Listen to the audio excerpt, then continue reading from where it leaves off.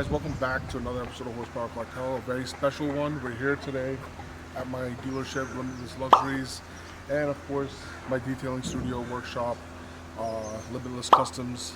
And I just wanted to show you guys the place since you guys saw it last. We went ahead and opened up this partition, big roomy space now. We got a little bit of the cars here from the inventory because we had a lot of construction going on, but that's what's looking a little empty. Here we got a nice 992, just PPF'd it with XPEL. So we provide every type of PPF you would require, XPEL, Lumar, whatever you need, just hit us up. This customer in particular wanted XPEL, so we went ahead and sourced it for him, and the car came out great. We'll get you a little B-roll on that in a bit, but for now, actually, you know what, Ruel, why don't you switch to a little B-roll on the 992, because I'm pretty sure people want to check it out, because it's sick. We'll go inside, and we'll go meet my special guest, who hasn't been on the channel in a while, who is a Horsepower Cartel favorite, Horsepower Cartel fam. He's been part of the family overseas, so... He always comments on our videos. Yeah, and everyone, a lot of you, when they meet me, they're like, yo, how's this guy doing? So you're gonna meet him now. He has a crazy story for you guys about a one-of-one car. One-of-one, Rules. It's the only one in the world. I thought it was the only one in America, but it's the only one in the world. Well, I said America, so you know where he's from. So anyways, yeah, until we roll, and then we'll go meet our special guest.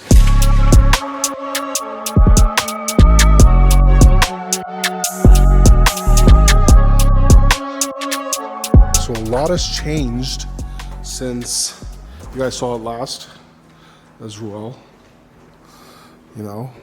We just parked some of the inventory cars in here while there's no customer cars. We got a few cars for sale that's real cool. This Wraith, which used to be owned by a famous rapper. If you guys know, comment below which rapper owned this Wraith. And we got this beautiful 911 992 Carrera S convertible. What do you think, Ruel? What's your favorite? Wraith? I really like this color. Actually, this color is unique, especially with the interior. Do you know which rapper owned this?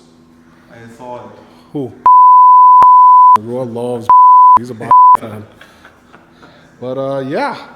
Welcome back to another Horsepower Cartel car story. Today is a story about finding a unique one-of-one Mercedes-Benz. I love Mercedes. I have a bunch of different Mercedes. One of my personal favorites, R129s. I had a bunch of them. I daily drive a R129 every single day. I think it's one of the best cars ever made. It's reliable, never lets you down. I also have SLR. I had a few G-Wagons, but the W220, I think, is something that's always been special to me. We have an S65 W220. That car is amazing. When you hit the accelerator, it feels like it has unlimited power. So every day what I do is go on different websites and start researching and trying to find out more information. How many of these cars are out there? Where are they? Can we find one for sale? Most of them would be in Germany and France and London. And one day while stumbling on DuPont Registry, I found a listing for an S500 Pullman in Iowa. So I called up the dealership. I said, hey, tell me more about this car. The salesman told me that the car belonged to Tina Turner and that she was using it for her shows in Las Vegas. So they had it priced pretty high. Like Ed Bolian, I'm a shrewd negotiator. So I made him an offer and I said, call me back.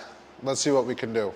There was a lot of back and forth. Originally, he had it listed for $100,000. So I called the guy, I said, look, there's only 3 people in the world that would buy this car. I'm one of them and 2 of them are my friends. So there's no way you're gonna sell this car to anyone else. You might as well talk numbers with me. So you know me, I went in low. I told him, hey, 40 grand. That's the best I can do. He called me back pretty quick and said it's not gonna work. And then every 2-3 weeks, I made sure I texted him. I think then I went up to 50, 60. He called me back one time, said, hey, the owner called me back. He wants to do a deal. They have other interest in the car, which I knew that was a lie. There's no way anyone else wants this car except me. And I think we ended up right around 80 something, and the offer stood there for 3 months. And I was in my warehouse one day. He called me out of the blue. I haven't talked to him in forever, and said, hey, we're gonna accept your offer. So they had it listed as an S500 Pullman, but I could tell things were different in the car compared to the car that I already had. The wood trim was different. It was more extended wood package. There was 2 or 3 wood panels on the door versus on my blue model, only 1 or 2 panels of wood on the door. The steering wheel was all wood, where in the my previous S500 Pullman, the steering wheel was leather. There was a couple buttons I didn't recognize in the front. One was apparently a fire extinguisher, a couple stuff, things like that. I didn't realize it was an AMG until 2 weeks after I got it, and it was in my garage. And when I popped the hood, I saw the AMG logo. And it was on the engine cover. And so what I did, I went to lastVin.com, I entered the VIN number, and it had the engine code on the report. So I Googled the engine code, and that's when I figured out it's a 5.5 V8 AMG engine. So I bought the car, it was marketed as an ordinary car. The only reason we ever found out it was an AMG was I ran the last VIN report, got the engine code, figured it out, and I also Googled the VIN number, and I found the forum postings. The car was for sale on eBay twice in the early 2000s, and in those posts, I could see people commenting, oh, it's a fake AMG. There was an AMG badge on the car when I got it, but I just figured it was like up badged or someone put it on there. I didn't think that they actually had an AMG engine version. So the engine's an M113 V8. So in the early AMG models in the early 2000s, they had the naturally aspirated V8 that later became the M113K, which is with the compressor. So I think a lot of people didn't appreciate the early AMG cars because once the compressor came on, gave it a lot more power, made more fun noises, people gravitated towards those cars. So it's a car that's an engine that's kind of been lost and not as appreciated, I think. But when you drive that car, it makes sounds. I don't know if it's the length of the Pullman, the exhaust pipe is too long, but it grunts, it growls. You can really feel it putting the power down. I think the car is priceless. Nobody knew what it was. The guy selling it didn't know what it was. The guy who owned it didn't know what it was. I think only maybe Tina Turner knew what it was. Tina Turner famously took a Lambo truck, LM002. She couldn't drive stick, so she took the whole drivetrain out and put a Mercedes E-Class drivetrain into the car so that she can drive her LM002 truck. So I think her being a special car collector, maybe commissioned the car, talked to Mercedes, got something special made for her. I bought it sight unseen. The car was far away. I got it shipped about 10 hours away. I think we ended up around 82 or 85,000, something in that range, plus the shipping. But I think the car is priceless. I mean, one of one car, it's AMG engine, it's a limousine, factory limousine, not an aftermarket stretch. I don't know about today, but maybe one day at auction, maybe it can bring in $200,000-$300,000 plus, I don't know. $1 million, maybe, it's possible. But one of my buddies ended up buying another similar one, S500 regular. He paid 70, 75 grand for that one. So I think to the right collector, maybe some prince in Abu Dhabi, they'll pay top dollar for this thing. So I did have the pleasure of road tripping both my S500 and the S55 Pullmans. The S500, I drove to Florida and back, didn't have any issues. Ran for almost 24 hours straight the whole way on the way down. The AMG, I drove to North Carolina and back for a poker tournament. I actually had someone to drive me the day before they got sick and canceled.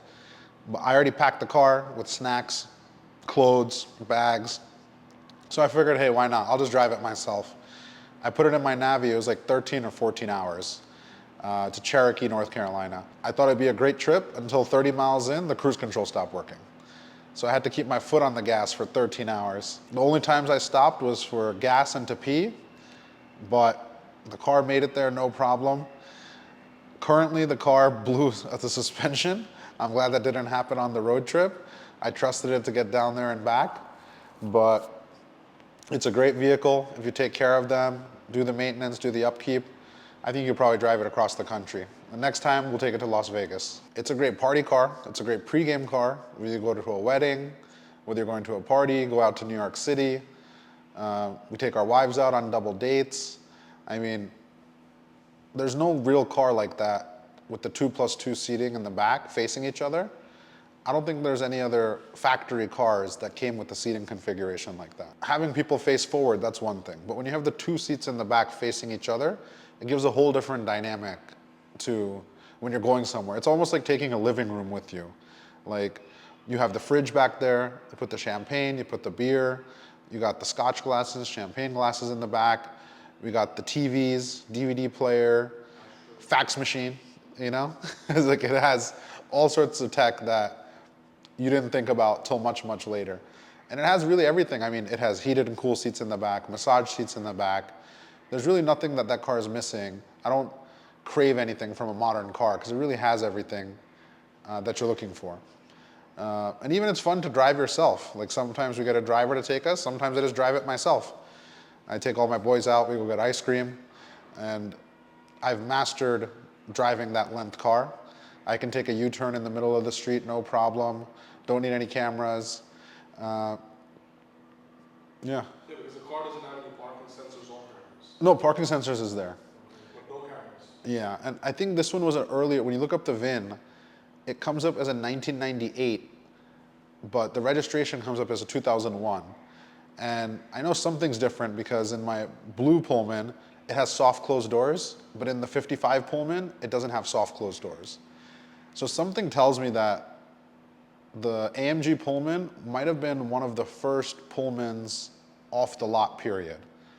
Like, they took the care and effort to add the special wood inside, add the features, add the engine. There's more to this car than we know. So I'd love to find someone at Mercedes and get more information about how this car was made, how it was commissioned, how to end up in the US, because out of all these cars, 95% of them are abroad. There's only a handful, maybe 5 or 6 in the US. So it'll be interesting to see what's the full story. Only thing that's gone wrong with the car, it's on airbags. Those are made of rubber. So I think after a long time of hot and cold weather, they kind of get deteriorated a little bit. So on both mine and my buddy's car, the airbag popped on one side. And when we're trying to find a replacement part, we called Mercedes, we got the part number, sending it around, nobody has the part. And we realized the suspension piece, it's unique to Pullmans. So we actually found a company out in Florida, they rebuild it for us. And that's the only way to fix at least the suspension component. Everything else is plug and play from 220s. So I actually had the car shipped down to the Patina Collective. They have an amazing collection down there in Boca Raton, Florida. They also have an awesome YouTube channel, you should check it out. I actually bought a CLK 55 from them for a charity auction. So I had the Pullman shipped down and these guys were blown away. I think one thing that really stood out when I showed them is the car has Pullman branded Scotch glasses and champagne flutes in the car. So the car I got previously, maybe they were removed, lost, broken, whatever the case. But when I got this AMG in, I checked these cabinets that were empty in my other car. They had Scotch glasses that literally say Pullman on them. And it's interesting because Pullman is not written anywhere else on the car or in the cabin, just on the owner's manual, it's written in the front, and on the Scotch glasses and champagne flutes. And even some of my buddies have the newer Pullman, 2018, and it doesn't say Pullman anywhere on there. Even on the champagne flutes, it doesn't say Pullman anywhere. So I think it's a unique piece of history, unicorn car. Maybe I'm the only one in the world who appreciates it, but one day I think people will look back and say, hey, this is something really unique, something really different, and a different part of Mercedes history. Mercedes Museum in Germany, if you're listening, I'm open to offers. Give me a call. Come with your best number, write a check. I'll send it over to the museum in Germany.